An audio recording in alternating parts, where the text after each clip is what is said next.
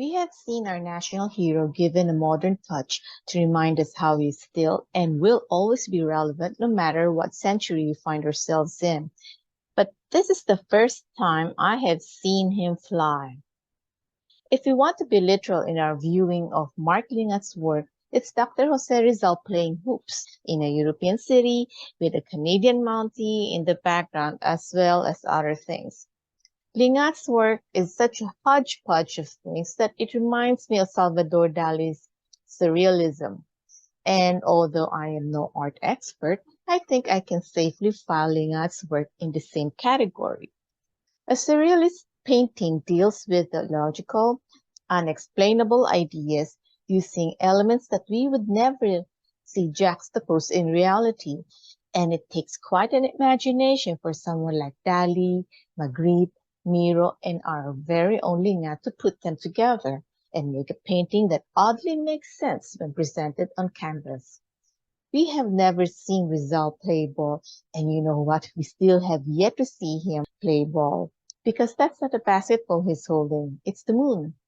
Or maybe his hand is just angled to make it look like he's about to shoot the moon into a ring that will not fit it.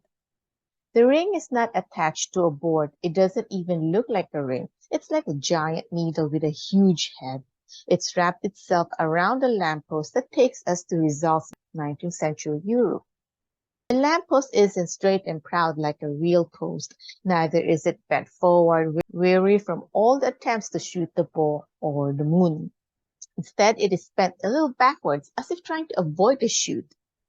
We see golden structures in the background. This reminds me of the Statue of Liberty. The middle looks like a pagoda to me. And the one on the right reminds me of an airport tower.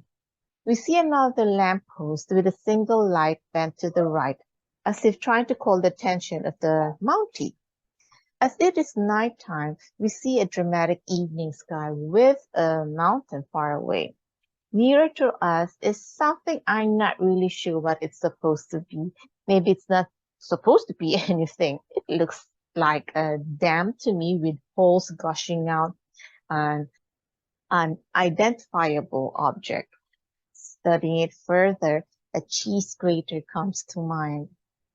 We see silhouettes walking about not on solid ground, but either in a river, if that's a dam, or maybe it's a light flood.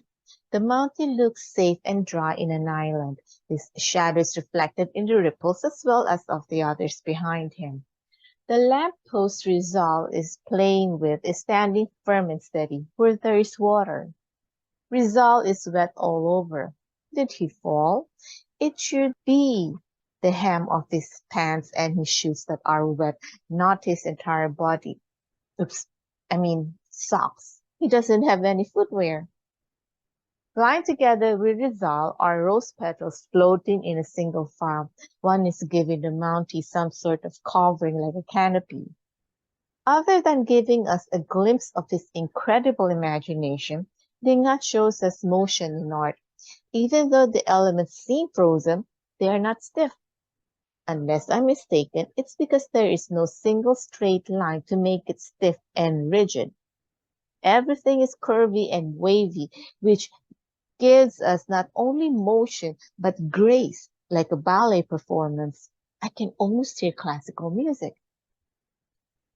Incredible imagination in art is essential. Art is essential.